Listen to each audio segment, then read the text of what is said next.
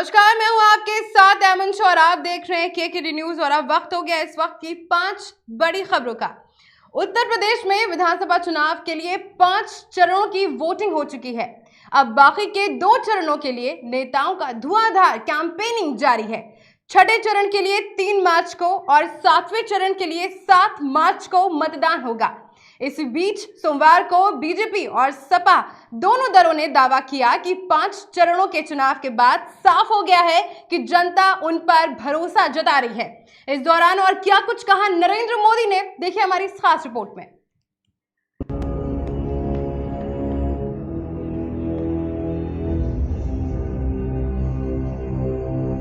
PM Modi ने बलिया की rally में कहा कि उत्तर प्रदेश में 5 चरण के चुनाव हो चुके हैं। पश्चिम से पूरब तक घोर परिवारवादियों को जनता ने नकार दिया है। यूपी के लोगों ने बता दिया है कि यूपी की गाड़ी अब जात पात की गलियों में अटकने वाली नहीं है। पीएम नरेंद्र मोदी ने कहा कि विकास के हाईवे पर रफ्तार भर ली है और जाति से ऊपर उठकर राष्ट्रहित का सम्मान और परिवारवाद का विरोध, यही तो बलिया की परिभाषा है। बालेश्वर महादेव, मंगला भवानी, ब्रिजू बाबा के कोटि कोटि प्रणाम।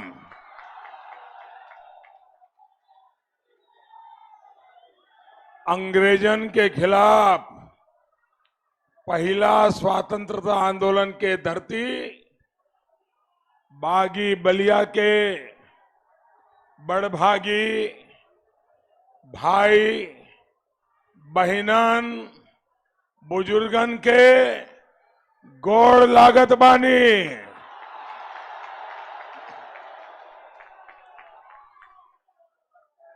बलिया की मिट्टी में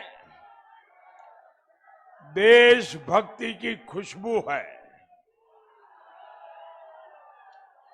ये मेरा सौभाग्य है कि आप इतनी बड़ी संख्या में हम सबको आशीर्वाद देने के लिए आए हैं। मैं दूर दूर देख रहा हूं, उन छतों पर देख रहा हूं, ये प्यार, ये आशीर्वाद मैं कभी भूल नहीं सकता हूं।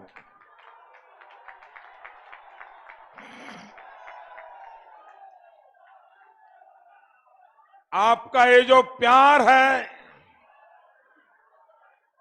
आपके जो ये आशीर्वाद है, मैं आपको इसे ब्याज समेत लौटाऊंगा।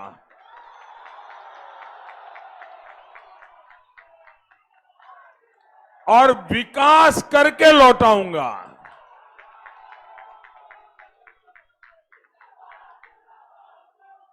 ये धरती जननायक चंद्रशेखर जी की भूमि है।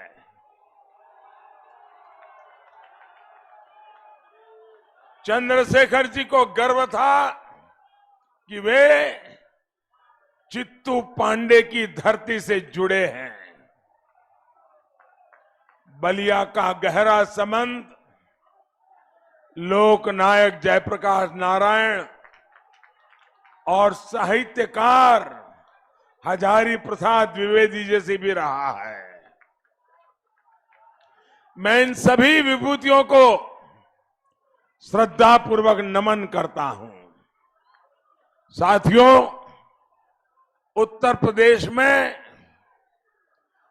5 चरण के चुनाव हो चुके हैं। पश्चिम से पूरब तक गौर परिवारवादियों को यूपी की जनता ने नकार दिया है। दोस्तों, यूपी के लोगों ने बता दिया है कि यूपी की गाड़ी अब जात पात की गलियों में अटकने वाली नहीं है। उसने विकास के हाईवे पर रफ्तार भर ली है और जाति से ऊपर उठकर राष्ट्रहित का सम्मान और परिवारवाद का विरोध, यही तो बलिया की परिभाषा है। साथियों, बलिया का, पूर्वांचल का, उत्तर प्रदेश का विकास मेरा कर्तव्य भी है और मेरी प्राथमिकता भी है। उत्तर प्रदेश ने मुझे बहुत कुछ दिया है और इसलिए इस धरती के संतान के नाते मुझे गरीब से गरीब की सेवा, ये मेरा संकल्प लेके मैं चल पड़ा हूं। आज पूर्वांचल समेत पूरे प्रदेश में सड़क हो, अस्पताल हो, बिजली हो, विकास के हर काम पर ध्यान दिया जा रहा है। गोर परिवारवादियों ने यूपी की कानून व्यवस्था को बर्बाद कर दिया था।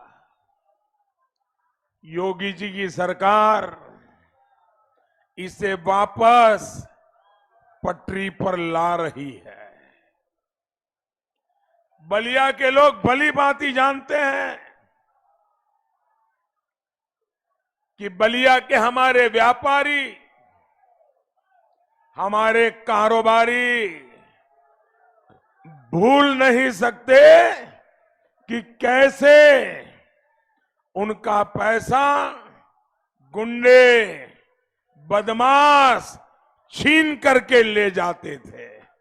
याद है ना? वो दिन याद है ना आपको? योगी जी की सरकार में आज बलिया का व्यापारी सुरक्षित हो रहा है। बलिया की बहनों बेटियों को घर से निकलने में गुंडे बदमाशों का डर नहीं है। भाइयों और बहनों, गोर परिवारवादियों ने अपने शासन में सिर्फ और सिर्फ अपनी तिजोरी भरी, आपके क्षेत्र के विकास पर ध्यान नहीं दिया। बलिया को भी अच्छी सड़कें चाहिए, चाहिए कि नहीं चाहिए? ये बात आपको भी समझ है, मुझे भी है, लेकिन गोर परिवारवादियों को नहीं थी। उनको ये बात समझ ही नहीं आई। हमारी सरकार ने बीते 5 वर्षों में बलिया में अनेकों नई सड़कें बनवाई है। सड़कों को चौड़ा करने पर भी तेजी से काम चल रहा है। आपको याद होगा कि पिछली सरकार में बिजली सप्लाई में भी कितना पक्षपात होता था। बलिया के लोगों ने तो बिजली के अभाव में कितना खामियाजा भुगता है, ये बलिया के दर्द को मैं समझता हूं। दोस्तों, आज भाजपा सरकार में बलिया में पहले के मुकाबले कहीं ज्यादा बिजली आ रही है। साथियों, आप सभी ने मुझे इतना प्यार दिया है कि उसका कर्ज शायद कभी भी उतार नहीं सकता। बलिया से मेरा एक भावुक रिश्ता ये भी है कि यहीं पर माताओं बहनों की जिंदगी बदलने वाली उज्ज्वला योजना की शुरुआत यहीं से हुई थी। आज देश में 9 करोड़ से अधिक महिलाओं को जो मुफ्त गैस कनेक्शन मिला है, उसकी दिशा यही हमारे बलिया ने देश को दिखाई थी।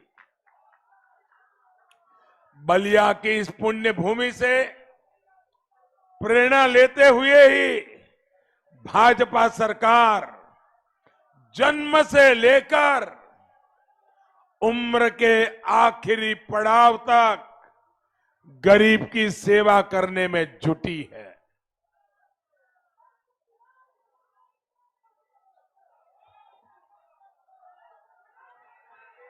जब बच्चा मां के गर्भ में होता है तो वो कुपोषण का शिकार ना हो, इसके लिए हमारी सरकार गर्भवती माताओं के लिए मातृ वंदना योजना चला रही है। इस योजना के तहत गर्भवती माताओं के बैंक खातों में सीधे 10,000 करोड़ रुपए से अधिक ट्रांसफर किए गए हैं। भाइयों बहनों, जन्म के बाद बच्चों की बड़ी जरूरत होती है कि उन्हें सही समय पर सही टीके जरूर लगे। इसके लिए हमारी सरकार ने मिशन इंद्रधनुष शुरू किया। दिमागी बुखार जैसी बीमारियों के टीके भी लगाए। बच्चों के लालन पालन पोषण में परेशानी ना हो, इसके लिए घरों और स्कूलों में शौचालय, घर में नल से जल, बिजली और सस्ते एलईडी बल्ब का उजाला भी गरीब से गरीब परिवार के घर तक हमारी सरकार ने पहुंचाया है। गरीबों, दलितों, पिछड़ों के बच्चे ठीक से पढ़ सके, इसके लिए स्कॉलरशिप भी बढ़ाई गई है। साथियों, पढ़ाई खत्म होते ही तो गरीब को रोजगार के अवसर मिले, स्वरोजगार के अवसर मिले, इसकी तरफ भी हमारी सरकार ने पूरा ध्यान दिया है। कौशल विकास योजना के तहत हर साल लाखों नौजवानों को ट्रेनिंग दी जा रही है ताकि उन्हें आसानी से नौकरी मिल सके। जो गरीब युवा अपना खुद का काम शुरू करना चाहता है, उनके लिए मुद्रा योजना है। इस योजना के तहत गांव गरीब के युवाओं को बिना गारंटी, मेरे नौजवान साथियों, बिना गारंटी बैंक से मदद देने का प्रावधान किया है। और मुझे खुशी है कि मुद्रा योजना का लाभ सबसे ज्यादा मेरे गांव की गरीब परिवार की बेटियां उठा रही है। साथियों, जब आय बढ़ती है तो सबसे पहले सपना होता है कि खुद का एक छोटा सा घर हो जाए।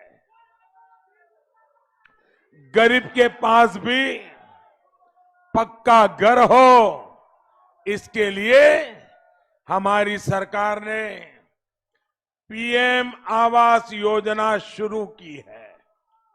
इस योजना के तहत यूपी में 34 लाख से ज्यादा पक्के घर गरीबों को बनाकर दिए हैं।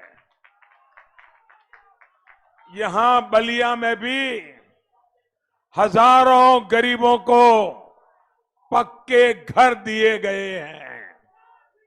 साथियों, जीवन में सुख दुख भी आते हैं, हारी बीमारी भी आती है। ऐसे समय में भी भाजपा की सरकार गरीब का साथी बनकर उसके साथ ही होती है। आयुष्मान योजना के माध्यम से गरीबों को अच्छे से अच्छे अस्पताल में 5 लाख रुपए तक के मुफ्त इलाज की सुविधा दी गई है। भाइयों बहनों, जो लोग गरीबी से निकले हैं उनको पता है, अगर गरीब के परिवार में एक बीमारी आ जाए और मां बीमार हो जाए तो कभी घर वालों को बताती नहीं है कि मुझे पीड़ा हो रही है। वो मां पीड़ा सहन करती है, उसके मन में यही रहता है कि अगर डॉक्टर के पास जाऊंगी बहुत खर्चा होगा, बच्चों के सर पे कर्ज चढ़ जाएगा, इसलिए मां बीमारी को सहन करती है लेकिन बच्चों को कर्ज में डूबने नहीं देती है। भाइयों बहनों, आजादी के इतने साल के बाद उस मां की चिंता करनी चाहिए कि नहीं? उस मां की मदद करनी चाहिए कि नहीं करनी चाहिए? बीमारी के कारण दुखी उस मां की देखभाल कौन करेगा? उस मां की चिंता कौन करेगा? और इसलिए भाइयों बहनों, हमने हर गरीब परिवार के लिए बीमारी में 5 लाख रुपए तक का खर्च ये मोदी ने उठाना तय किया। वहीं समाजवादी पार्टी के अध्यक्ष और पूर्व सीएम अखिलेश यादव ने कहा कि छठे चरण के चुनाव में बस्ती की जनता भाजपा को छाट देगी। हार देखकर बीजेपी नेताओं ने अपनी गाड़ियों और घरों से झंडे उतार लिए हैं। संत कबीर नगर में अखिलेश ने कहा कि 5 चरण के मतदान के बाद सपा गठबंधन बहुमत से आगे निकल गया है। जो गर्मी निकालने की बात कर रहे थे, 5 चरण के मतदान के बाद ठंडे पड़ गए। अखिलेश यादव ने आगे कहा कि जब से बीजेपी आई है महंगाई बढ़ा रही है, डीजल पेट्रोल 100 के पार हो गया है। बीजेपी सत्ता में दोबारा आ गई तो पेट्रोल 200 लीटर बिकेगा। इस बार समाजवादी पार्टी और गठबंधन के प्रत्याशियों को ऐतिहासिक वोट दिखा करके जिताने का काम करेगी। अभी मैं बस्ती होकर के आया हूं। बस्ती का ऐतिहासिक कार्यक्रम हुआ है अभी। उससे पहले मैं अंबेडकर नगर के सभी विधानसभाओं के कार्यक्रम करके आ रहा हूं और आपको कल जो वोट पड़ा है, जो 5वें चरण का वोट पड़ा है, उसके बारे में तो आपको पता लग गया होगा। बीजेपी के खिलाफ मतदान हो रहा है और ये पहला चुनाव मैं देख रहा हूं जहां नेताओं से ज्यादा जनता चुनाव लड़ रही है। और जिस तरह का चुनाव पहले चरण से चल रहा है। हर चरण में जनता में मुकाबला है कि कौन बीजेपी को ज्यादा सीटें हराएगा। और 5 चरण का चुनाव हो चुका है। 5 चरण का चुनाव, अब तो आप तक खबर पहुंच गई होगी। जानकारी मिल गई कि नहीं मिल गई? 5 ही चरण में बहुमत से आगे गठबंधन हो गया है। बताओ हो गया कि नहीं हो गया? और ये जो गर्मी निकालने वाले थे, ये जो गर्मी निकालने की बात करते थे, जो गर्मी निकालने की बात कह रहे थे, बताओ 5 चरणों के बाद गर्मी निकालने वाले ठंडे पड़ गए कि नहीं पड़ गए? और आप देख लो, बीजेपी के झंडे गाड़ियों से उतर गए कि नहीं उतर गए? और घरों से भी झंडे उतर गए। कहने को तो बीजेपी कहती है कि ये दुनिया की सबसे बड़ी पार्टी है, लेकिन 5 साल में जितना इन्होंने झूठ बोला है, दुनिया के किसी भी राजनीतिक दल ने इतना झूठ नहीं बोला होगा। बताओ बीजेपी वाले झूठ बोलते हैं कि नहीं बोलते हैं?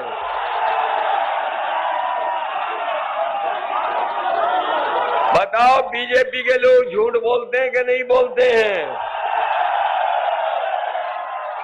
याद है ना, इन्होंने कहा था कि किसानों की आय दोगुनी हो जाएगी। हमें बताइए, आप सब किसान लोग हैं और किसान के परिवार के बेटे हो, बताओ आपकी आय दोगुनी हो गई कि नहीं हो गई?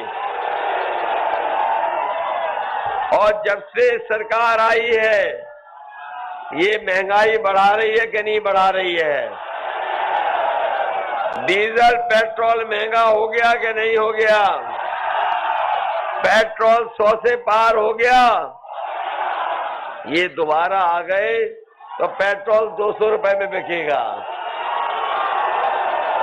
आपको खाद मिली कि नहीं मिली? डीएपी। और जब आपने खाद की बोरी देखी होगी तो बताओ 5 किलो की चोरी हो गई कि नहीं हो गई? कभी कभी मैं सोचता हूं, ये बीजेपी वाले बोरी की चोरी कहां से सीखे हैं?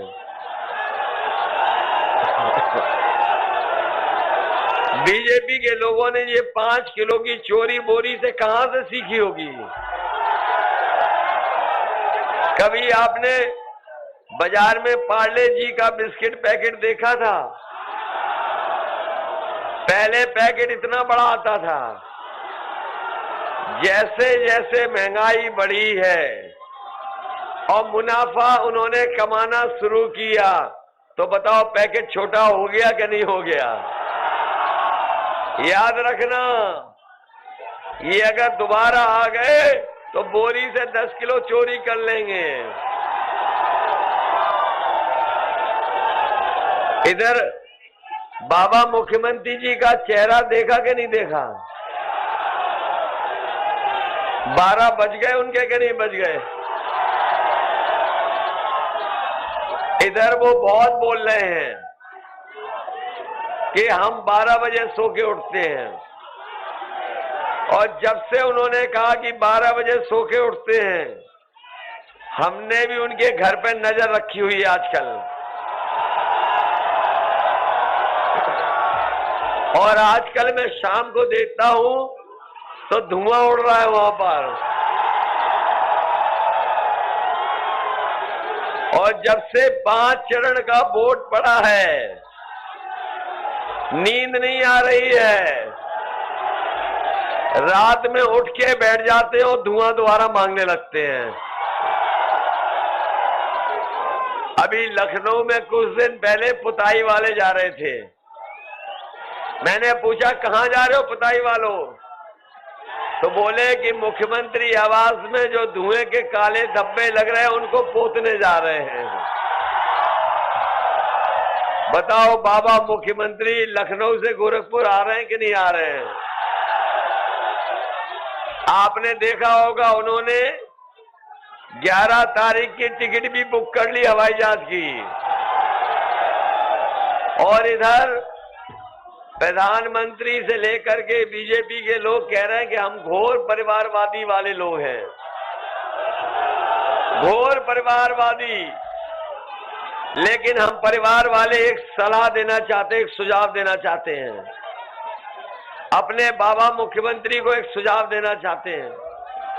हम परिवार के लोग जब ही घर जाते हैं तो अपने बच्चों के लिए मिठाई या सामान लेकर के जाते हैं। इसलिए बाबा मुख्यमंत्री को हमारी सलाह है कि जब वो गोरखपुर जाएं तो अपने गुल्लू के लिए बिस्कुट लेते जाएं। अरे संत कबीर नगर के लोग जानते हैं गुल्लू कौन है?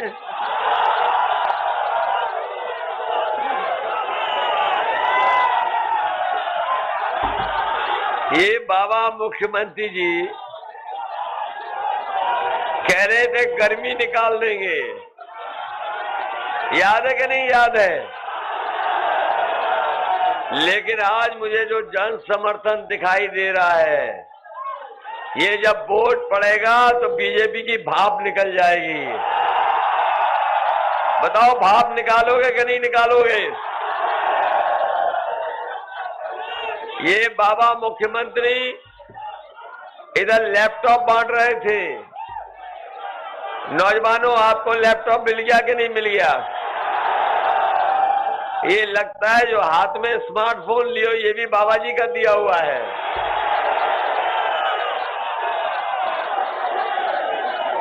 और सोच लिए कि बाबा मुख्यमंत्री जब चलाना नहीं जानते लैपटॉप तो आपको क्यों बांटेंगे? और इधर आपने एक उनकी तस्वीर देखी होगी, वो खुद पूरब देख रहे हैं और जनता पश्चिम देख रही है। तब पता लगा कि ये स्मार्टफोन भी नहीं चलाना जानते। अगर आज के समय में कोई टेक्नोलॉजी को नहीं जानेगा, कंप्यूटर को नहीं समझ पाएगा, तो बताओ नौजवानों आगे कैसे बढ़ोगे? इसलिए समाजवादी पार्टी ने तय किया है, जब से लॉकडाउन हुआ है आपने देखा होगा बहुत सारी जानकारी मोबाइल से मिल जाती है, बहुत सारे काम इससे हो जाते हैं, बहुत सारे कारोबार मोबाइल और इंटरनेट और कंप्यूटर से चल रहे हैं, बहुत सारे व्यापारी अपना व्यापार कंप्यूटर, मोबाइल और इंटरनेट से कर रहे हैं। इसलिए समाजवादी पार्टी ने तय किया है कि जब सरकार बनेगी तो अपने नौजवानों को ट्रेनिंग दे करके उन्हें नए कोर्स पढ़ा करके, चाहे हमें 22 लाख नौजवानों को रोजगार देना पड़े, तो समाजवादी सरकार बनेगी तो 22 लाख नौजवानों को रोजगार देंगे।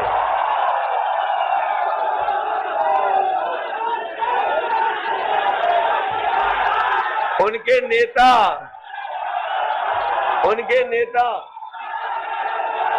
नेताओं के बारे में मैं क्या कहूं।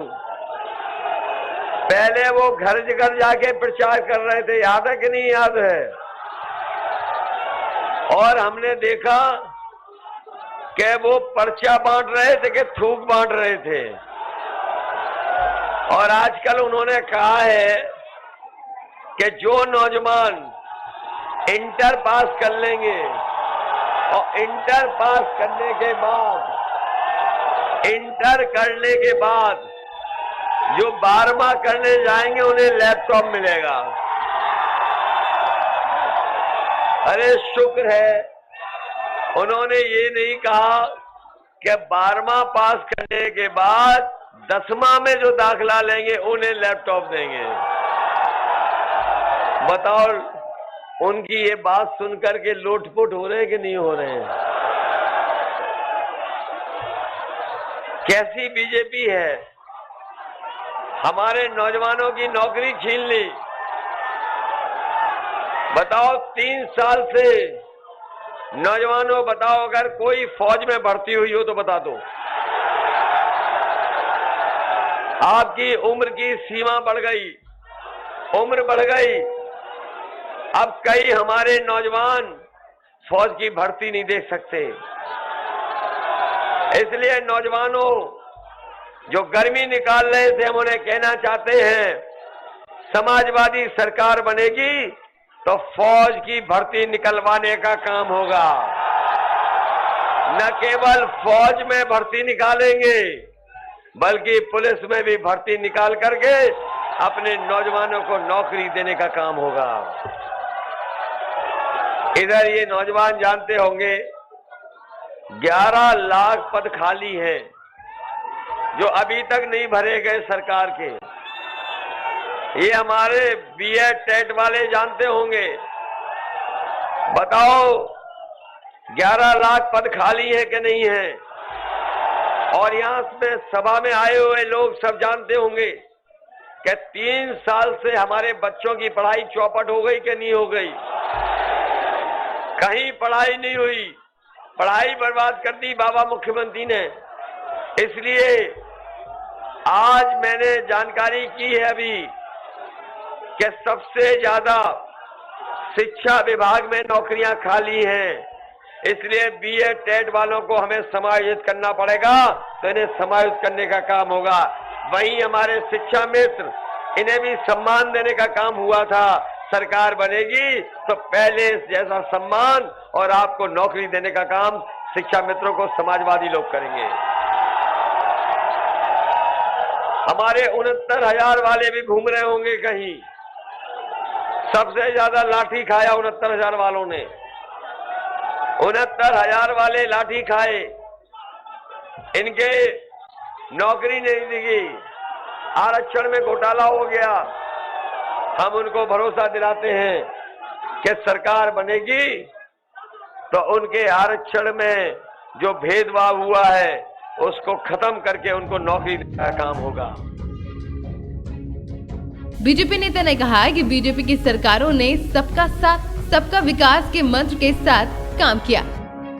वहीं अगर बात करें अमित शाह की, तो अमित शाह ने कहा कि बीजेपी की सरकार बना दो और बीजेपी की सरकार बनने के बाद यूपी में किसी भी किसान को बिजली का बिल नहीं भरना पड़ेगा। उन्होंने आगे कहा कि बिजली मुफ्त मिलेगी, गरीबों की बच्चियों को उच्च शिक्षा के लिए मुफ्त में स्कूटी, उच्च शिक्षा के लिए छात्राओं को टैबलेट और स्मार्टफोन देने का वादा किया। इसी तरह के दावे यूपी के मुख्यमंत्री योगी आदित्यनाथ ने भी किए। गोरखपुर में योगी ने कहा 5 चरणों के चुनाव हो चुके हैं और रुझान स्पष्ट है। बीजेपी पूर्ण बहुमत से आगे चल रही है। 6ठे और 7वें चरण में हम केवल छक्का लगाने के लिए तैयार हैं।